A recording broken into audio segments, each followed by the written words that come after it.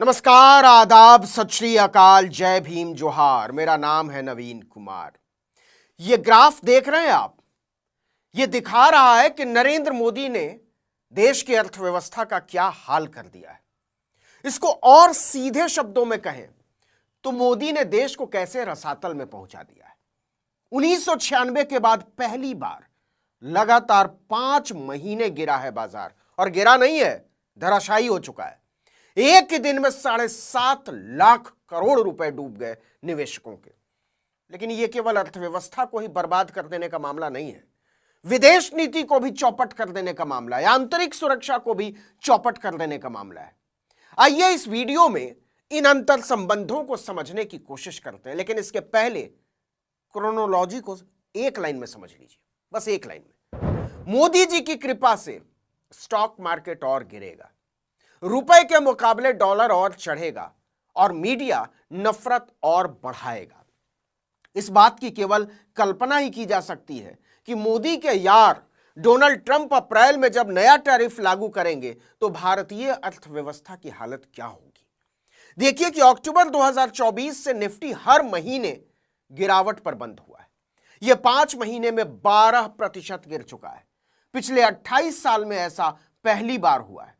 इससे पहले 1996 में जुलाई से लेकर नवंबर के महीने के बीच बाजार में लगातार 5 महीने गिरावट दर्ज की गई थी। इन 5 महीनों में बाजार 16% गिर चुका है। पिछले 28 साल में ऐसा पहली बार हुआ है। इससे पहले 1996 में जुलाई से लेकर नवंबर महीने के बीच बाजार में लगातार 5 महीने गिरावट दर्ज की गई थी। इन 5 महीनों के दौरान निफ्टी 50 इंडेक्स 26% गिरा था। लेकिन अभी तो मोदी जी ने अमेरिका और चीन को पानी पिला रखा है ना।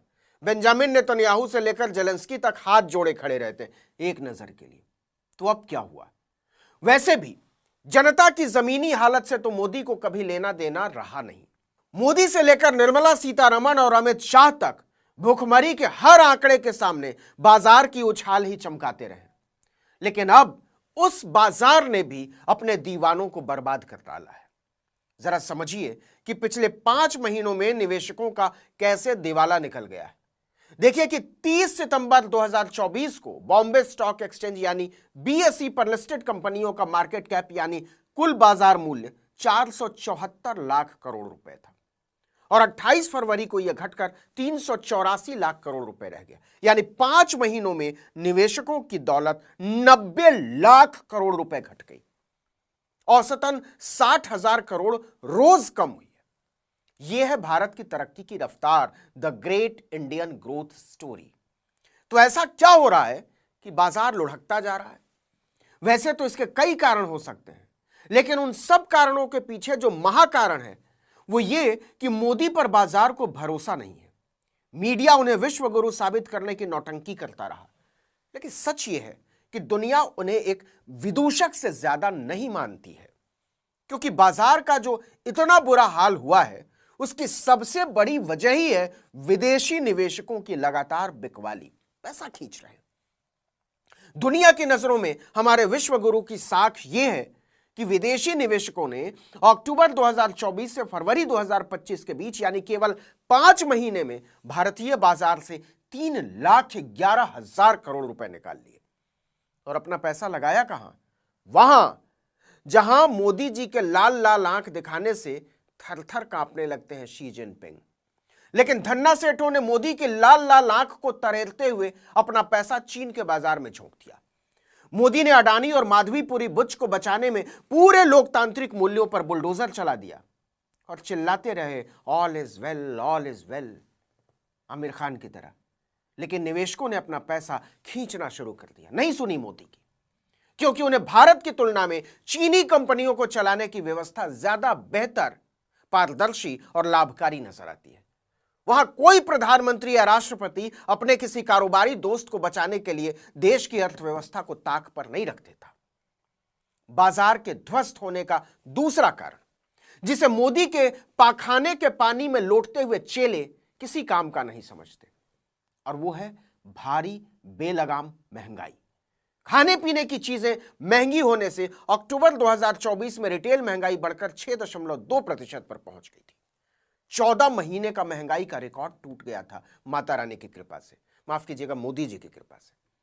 हालांकि जनवरी में यह घटकर 4.3% पर आया, लेकिन इससे निवेशकों का भरोसा बहाल नहीं हुआ। यह काफी नहीं था। वो भारत की अर्थव्यवस्था में स्थायित्व नहीं देख पा रहे हैं। तीसरा कारण, मोदी ने भारतीय अर्थव्यवस्था को बहुत कोशिश करके, बड़ी मेहनत करके वहां पहुंचा ही दिया जिसकी कीमत देश की जनता को चुकानी है। राष्ट्रीय सांख्यिकी कार्यालय यानी एनएसओ के अनुमान के अनुसार वित्त वर्ष 2024-25 में भारत की विकास दर 6.4% आंकी गई है। यह 4 साल का सबसे निचला स्तर है।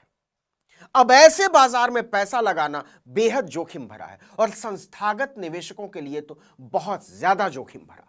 इसका मतलब यह है कि लहसुन प्याज न खाने को अपनी बहुत बड़ी उपलब्धि की तरह संसद में पेश करने वाले वित्त मंत्री निर्मला सीतारमण अपना असली काम छोड़कर बाकी सारा काम करती हैं। उनका काम क्या है? उनका काम है अर्थव्यवस्था को पटरी पर बनाए रखना और आम आदमी तक उसके लाभ को पहुंचाना।